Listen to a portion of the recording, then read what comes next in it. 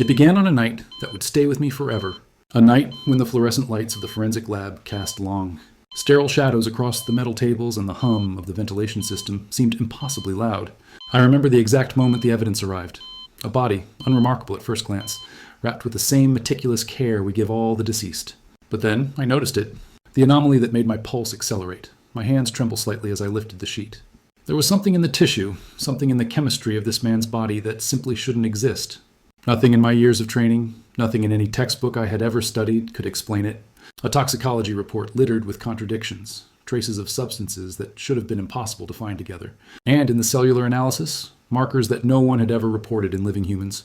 I remember thinking, not out loud, but in the deepest part of my mind, that the universe had made an exception for this one man. The lab was quiet, the kind of quiet that presses against your chest. I moved from microscope to analyzer, scanning each sample with a mixture of professional detachment and creeping disbelief. Each result confirmed the previous one. Confirmation that the ordinary laws of biology, chemistry, and physics seemed to bend around this case. I recall the cold, metallic smell of the lab, the way the overhead lights reflected off the glass slides, and the sense that time itself had slowed, as if the building held its breath in recognition of the impossible discovery. And yet, even amidst the scientific wonder, there was fear. Not fear for myself, but for the life I now represented on the table before me. A man who could no longer speak, whose story was being whispered through anomalies and contradictions. The responsibility was heavy, to translate this impossible evidence into something comprehensible, to speak for a life that science had failed to fully understand. The hum of centrifuges and the click of automated analyzers felt almost accusatory, reminding me that for all my years of training, I was confronting a truth that might be beyond human comprehension. I traced the strange chemical traces across the lab bench, each one a puzzle piece that refused to fit, and for the first time, I felt the boundary between the known and the unknowable shrink. Every professional instinct screamed that this was an error, that some mundane explanation, contamination, human mistake, was the culprit. But deep down, I knew it wasn't. Something had happened here that science could not yet explain, something that demanded both respect and caution. As I stepped back and looked over the body again, I felt the weight of silence, the magnitude of the mystery pressing down like a living thing. And then everything changed. The anomaly wasn't just a small glitch in the system. It was a profound disruption, a signal that challenged the very principles I had relied upon for years. In that moment, I realized that this case would not only test my skills as a forensic scientist, but would also confront my understanding of life, death, and the fragile line between certainty and the unexplainable. From that night onward, nothing would feel entirely safe, entirely knowable. Every experiment, every analysis, every conclusion carried the echo of what should not have existed, and the haunting knowledge that the universe had just reminded me how much it could still surprise us. Mark Peterson was, by all appearances, an ordinary man. 48 years old, married for 20 years, father to a teenage daughter who adored him, and a project manager at a mid-sized engineering firm. People described him as meticulous, quiet, dependable, the kind of man who remembered birthdays, always had time for a friend, and took pride in his morning routine of black coffee and crossword puzzles. But beneath the surface of this ordinary life, a storm had begun to brew. It started subtly, a persistent fatigue that didn't respond to rest, brief episodes of dizziness, a strange tingling in his hands and feet. Friends assumed it was stress, his wife attributed it to a demanding workload, but Mark knew it was something else, something unplaceable, creeping, and deeply unsettling. Within weeks, the symptoms escalated. Mark's speech began to slur intermittently, memory lapses became noticeable, and his once steady hands shook without warning. He described nights where he awoke feeling as if his body wasn't entirely his own, a sensation both terrifying and impossible to articulate. Doctors ran scans, conducted tests, and reviewed his history, but each result was frustratingly inconclusive. Some readings suggested neurological decline. Others hinted at minor, reversible conditions. No one could pinpoint a cause, and yet the progression was undeniable. For those closest to him, the transformation was harrowing, watching a vibrant, methodical man become a stranger within his own skin. Family and friends recount his personality shifting under the strain. Where once he was methodical and calm, he now exhibited bursts of frustration and fear, compounded by the anxiety of uncertainty. Colleagues noticed his absenteeism, the sudden decline in his performance, and the increasing number of unexplained hospital visits. His wife recalls holding his trembling hands in the hospital corridors, pleading silently with the universe for answers that never arrived. The human side of the story, the grief, the helplessness, the quiet panic, is what anchors the audience in reality. This isn't just a case file. It is the story of a life unraveling in the shadow of an enigma. Amidst the human suffering, the scientific anomaly quietly grew. Laboratory results were inconsistent, often contradicting each other. Blood tests revealed markers that should have been impossible. Biopsies hinted at cellular activity that defied conventional understanding. Doctors, baffled and exhausted, began documenting observations without drawing conclusions, aware that the medical literature offered no solution. And through it all, Mark remained acutely aware of the strangeness, voicing fears that something fundamental about his own biology was different. By the time Mark was admitted to the hospital in critical condition, the tension had reached a palpable peak. Each new test, each scan, each consultation felt like another step into the unknown. For the audience, this section serves to humanize the mystery, to build empathy, and to plant the seeds of suspense. Here is a man caught in a system designed to heal, yet faced with a body that refuses explanation. The audience senses the gravity of what is to come, not just a medical mystery, but a confrontation with something that challenges the very boundaries of life, science, and the human experience. From the moment Mark Peterson was admitted, the hospital staff sensed that this would be no ordinary case. His vital signs fluctuated unpredictably, at times stable and then plummeting without warning. Neurologists observed episodes of sudden confusion, as if electrical storms were firing erratically through his brain. Yet every imaging scan, from MRIs to CTs, revealed no structural damage that could account for the dramatic changes. It was as though his body was rebelling against itself in secret, hiding its destruction behind a facade of normalcy. Doctors described it as eerily inconsistent, a term that barely scratched the surface of what was unfolding. Blood tests revealed anomalies that defied explanation. Certain enzymes were elevated to levels seen only in extreme systemic trauma, yet there was no injury to match. Metabolic markers conflicted with standard reference ranges, suggesting a chemical imbalance that should have been fatal long before the tests were drawn. Toxicology reports added another layer of confusion. Traces of compounds that did not exist in any medical catalog, chemical signatures that the lab staff triple-checked, fearing contamination, human error, but all results were confirmed. His body had, somehow, created what should not exist.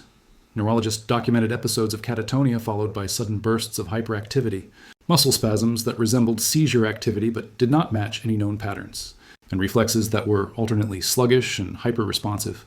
Nurses reported strange phenomena at the bedside, subtle changes in skin tone, shifts in temperature localized to one limb, fleeting moments where his eyes appeared to track something unseen.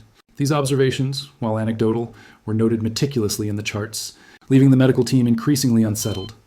Every specialist involved, from cardiologists to immunologists, was drawn into the same web of uncertainty. Each consultation seemed to raise more questions than answers. Pathophysiologists marveled at the cellular irregularities visible under the microscope, cells that appeared structurally sound, yet displayed metabolic behaviors no textbook could explain. The forensic scientist, observing from a clinical perspective, began to sense the overlap between unexplained medical phenomena and the anomalies that would later dominate the investigation. Through it all, Mark remained acutely aware of his body's betrayals. He spoke in quiet, urgent tones to his wife and doctors about sensations that no one could map. Ripples of numbness, pulses of heat, fleeting dissociations between thought and movement. These moments of human consciousness, fragile and ephemeral, were at odds with the clinical data, yet they were just as real. The audience is invited to step into the hospital rooms, to feel the frustration, awe, and subtle terror of caregivers confronted by a body that resisted every attempt at understanding. This section is both analytical and deeply human. The science of the anomaly is laid bare, but the emotional toll on Mark, on his family, and on the medical team is equally front and center. By the end, viewers are left suspended between wonder and unease, aware that Mark's body was telling a story that no one could fully interpret, and that every test, every scan, every note carried the weight of an enigma far larger than a single human life. After Mark Peterson's death, the responsibility of uncovering the truth fell into my hands as a forensic scientist. Entering the lab that morning, the sterile scent of disinfectant and metal felt heavier than usual, as if the air itself anticipated the confrontation with the inexplicable. The body was laid out with precise care, every joint, every muscle, every organ, a page in a book that refused to be read.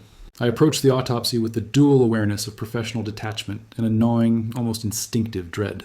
Something about this case had already shifted the boundaries of what I believed was possible. As I began the examination, the anomalies that had emerged in the hospital became tangible, physical evidence under my gloved hands. Tissue samples, carefully preserved, revealed degradation patterns that contradicted known post-mortem timelines. Chemical analysis showed combinations of compounds that, in standard chemistry, should neutralize each other instantly. Yet here they were, coexisting. Every slide under the microscope seemed to whisper contradictions. Cells appeared to behave as if alive in some ways, yet dead in others, a paradox that strained both reason and professional training. I meticulously documented each irregularity, photographing microscopic patterns, cross-referencing with toxicology, and double-checking lab instrumentation. Each confirmation, instead of reassuring, deepened the sense of impossibility. It became increasingly clear that this was not a case of human error or contamination. The evidence pointed toward a phenomenon that straddled the line between known science and something far stranger. And yet, in the midst of this professional rigor, the emotional weight was impossible to ignore. This was a life I was interpreting, a man whose story could no longer be told in words, only through the silent testimony of his body. As I delved deeper, the tension in the lab became almost palpable. The hum of centrifuges, the clicking of analytical machines, the faint echoes of other scientists moving in distant labs, all combined into a soundtrack of suspense. Each anomaly uncovered raised new questions. Why would certain tissues resist natural decay? Why did chemical traces appear where they logically could not? And most hauntingly, what did it mean that a body, supposedly inert, could defy the principles that define life and death? The deeper I investigated, the more I realized that this case was not just about pathology. It was about confronting the limits of human knowledge. Each piece of evidence required not just analysis, but reflection. A willingness to entertain the unsettling idea that there are phenomena our instruments and textbooks cannot yet measure. The lab became a theater of tension, the fluorescent lights casting long shadows over glass slides and metal trays.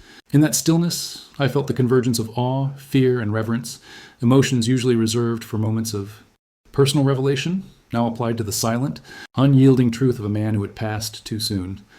By the end of the initial forensic investigation, it was undeniable. This was a case that challenged every expectation, every protocol, and every assumption I had ever held. The anomalies were not errors. They were evidence. And evidence, by its nature, demanded acknowledgement, even if its implications were beyond comprehension. This section establishes the cinematic tension of discovery, blending meticulous science with creeping disbelief, leaving the audience poised on the edge of both understanding and dread. Once the initial forensic analysis was complete, it became clear that Mark Peterson's case required more than a single perspective. Specialists from every conceivable field, neurology, toxicology, pathology, and biochemistry, were consulted. Each expert brought a lens of authority, yet every consultation seemed to reinforce the unsettling truth. No one could fully explain what had happened. Toxicologists pored over the chemical signatures, attempting to identify substances that might account for the anomalies. They ran tests repeatedly, cross-referencing results with global databases, only to find compounds that simply did not exist, or at least were unknown to modern science. The lab reports were meticulously detailed, yet they offered no answers, only more questions. Neurologists reviewed imaging scans and notes, trying to correlate Mark's erratic neurological symptoms with known disorders. They debated rare syndromes, autoimmune conditions, and metabolic anomalies, but nothing fit completely. Each explanation solved a fraction of the puzzle while leaving critical pieces unaccounted for. Pathologists examined tissue samples under high-powered microscopes, noting the paradoxical behavior of cells that appeared partially alive even post-mortem. Immunologists considered theoretical possibilities, exploring whether the body had produced unique antibodies or biochemical reactions previously undocumented. All offered insight, yet the case resisted definition, like water, slipping through the fingers of even the most skilled scientists. Throughout these consultations, the emotional weight was tangible. Experts were confronted with a reality that challenged the very foundations of their expertise. Brilliant minds accustomed to categorization, classification, and certainty were forced to operate in a space of ambiguity. Some admitted to feelings of awe tinged with fear, acknowledging that the human body could still hold mysteries beyond even their most extensive training. Each interview captured a duality, scientific reasoning tempered by humility, meticulous observation shadowed by profound uncertainty. What made the case especially haunting was the consistency of the anomalies across multiple domains. Each new test, each independent review, seemed to affirm the impossibility noted in the forensic lab. The compounds, the cellular behaviors, the postmortem irregularities, none could be dismissed as error, contamination, or coincidence. And yet, in the absence of explanation, these experts could only speculate, hypothesize, and cautiously probe the edges of understanding. For the audience, this section emphasizes the human side of scientific pursuit.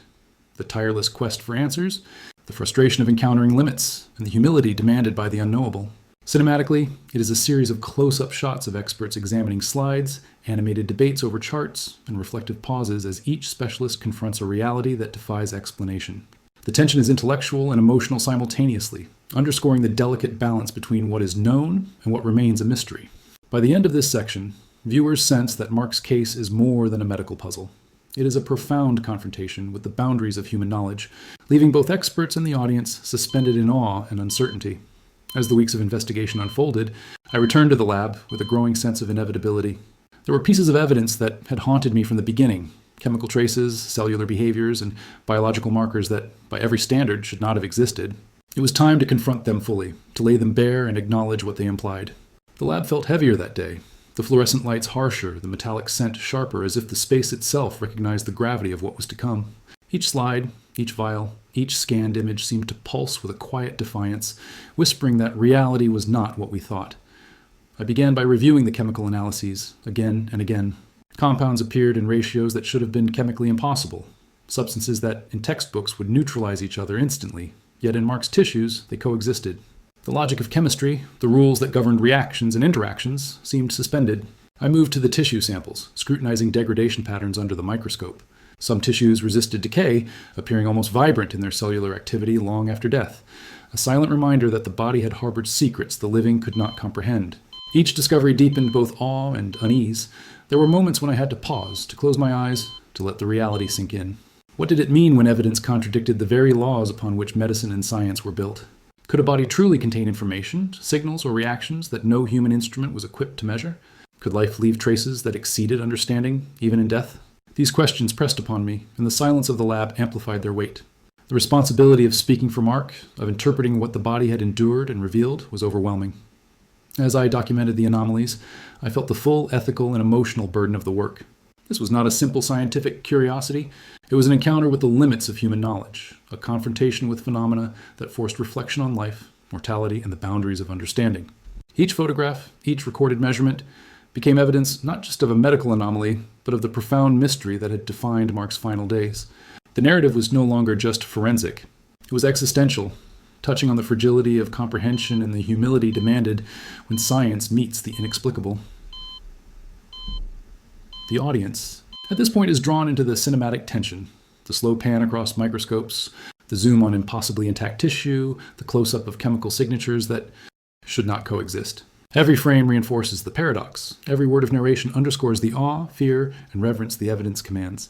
By the end of this section, it becomes undeniable. This was not an anomaly to be solved, but a phenomenon to be witnessed. Evidence that should not exist had been documented, preserved, and analyzed. And in doing so, it challenged every assumption we hold about biology, chemistry, and the boundary between life and death.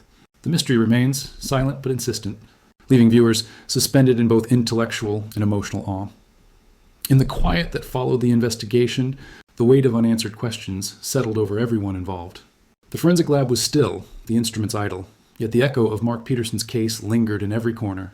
I often found myself walking the length of the lab late at night, staring at slides and samples, wondering how one human life could leave behind such contradictions. The doctors, toxicologists, and pathologists shared the same sense of unresolved awe. They spoke not only of what they had seen, but of what it had taught them about the limits of understanding, about the fragility of knowledge in the face of phenomena that refused categorization. Mark's family, meanwhile, carried their own enduring grief, tempered by the mystery that enveloped his death. His wife spoke of the man she knew, the husband, the father, the friend, and the reality that science could not fully explain his final days. His daughter's memories were tinged with both loss and wonder, of fleeting moments where her father seemed caught between worlds, present yet elsewhere. A man whose body had betrayed him, but whose life had left traces no formula could measure. These personal reflections are essential. They remind the audience that beyond the chemical signatures, the cellular anomalies, and the forensic charts, there was a human being, and that human story continues to resonate as I reflect on the evidence, the consultations, and the repeated tests. I am confronted with profound questions. What does it mean when a body defies the known laws of biology? Are there forces, processes, or dimensions of consciousness that medicine has yet to understand? Is our understanding of life and death merely a framework, fragile and incomplete, waiting for anomalies like Mark's to remind us of its limits? These questions have no easy answers, yet they linger, pressing against the edges of reason and imagination. The mystery is both scientific and philosophical, touching on the core of what it means to live, to die, and to leave traces in a world that may not be equipped to comprehend them. The audience is invited into this reflective space to walk alongside the scientists, the doctors, and the family members as they grapple with ambiguity. Cinematically, the imagery slows. A dim lab illuminated by a single lamp, the night city stretching beyond hospital windows, personal items that belong to Mark bathed in soft light. Each scene is a meditation on mortality and the unknown, a reminder that some truths exist only as questions, haunting and persistent. In the end, the case of Mark Peterson does not provide closure in the traditional sense. There are no definitive explanations, no comforting conclusions. What remains is a story that bridges the human and the scientific, the known and the unknowable. It is a reminder that life, in all its complexity, can elude our understanding, that death does not always conform to expectation, and that sometimes the most profound evidence is what we cannot fully explain. The audience is left with a lingering sense of awe, a quiet tremor of uncertainty, and the haunting recognition that some mysteries are not meant to be solved, they are meant to be felt, contemplated, and remembered.